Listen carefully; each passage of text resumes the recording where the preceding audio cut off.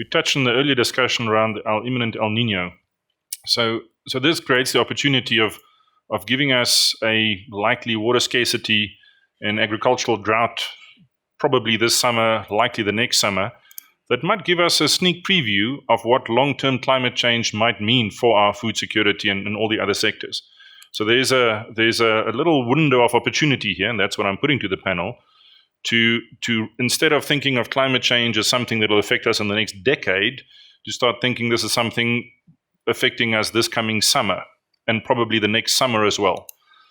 Does the panel think this is something that will galvanize additional action, or do companies not see themselves as that being dependent on heat and drought? I think anyone who's lived through the Cape Town day zero might have some other insights. Anyone? Yeah, Steve? So there were two interesting things that I learned from the Cape Town experience. One was that as a solution to the reduced amount of water, they turned down the water pressure, right? Which certainly meant that any building more than 4 stories high, fire suppression system no longer worked, right? The other one was that the credit card switching center for a lot of the country was in Cape Town. And if they had to go to day zero, they would have been running 20 World Cup matches a day of water collection points. That's the size of the logistics of what we were dealing with.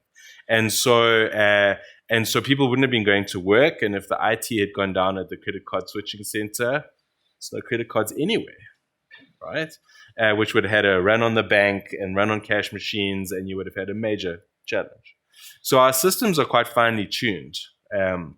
And what we learned from the Cape Town event was to start to preempt these kinds of things, or at least to think through the system complexity.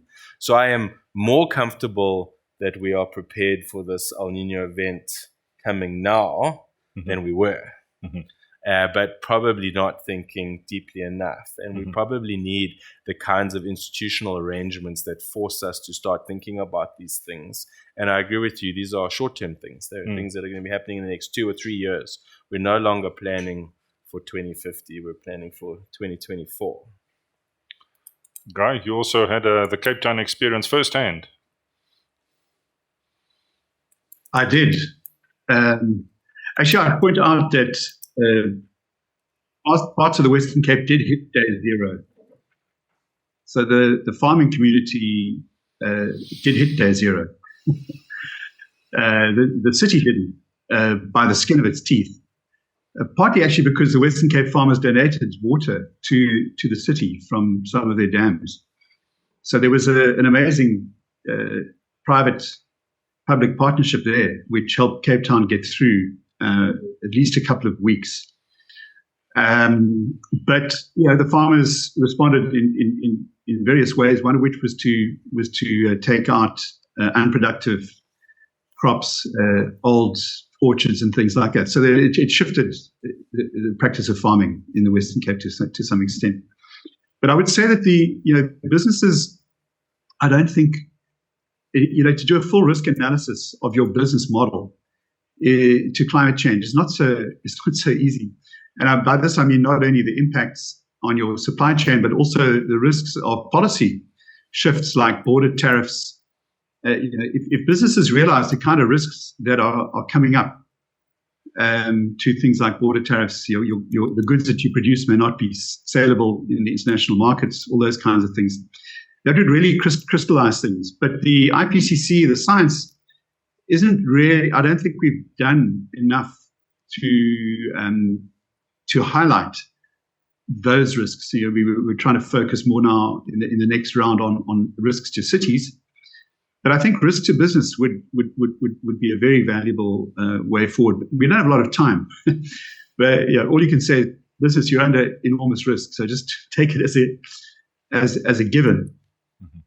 And just remember, businesses are embedded in a national grid. So with one fell swoop, or not with one fell swoop, but with a changed grid, a lot of our businesses would become compliant if we produced energy more better, more cleanly. I mean, there's an analysis that about 70% of global emissions can be laid at the door of 100 companies. Yeah, if we look at it through that lens, that really brings some focus in on, so who are those companies and how could we shift things? So there's other ways of doing things. We focus at a national level within the UN system, as is correct, but some businesses are global. They're wealthier than many countries. And they call the shots with regard to development, like cell phones. None of us voted for cell phones, but we all use them. So some of the things that changed our lives more than anything are decided outside of the realm of countries. I believe we live in democracies, but there are bigger forces at play which change our lives at a very, very fundamental level. But just a few ideas there.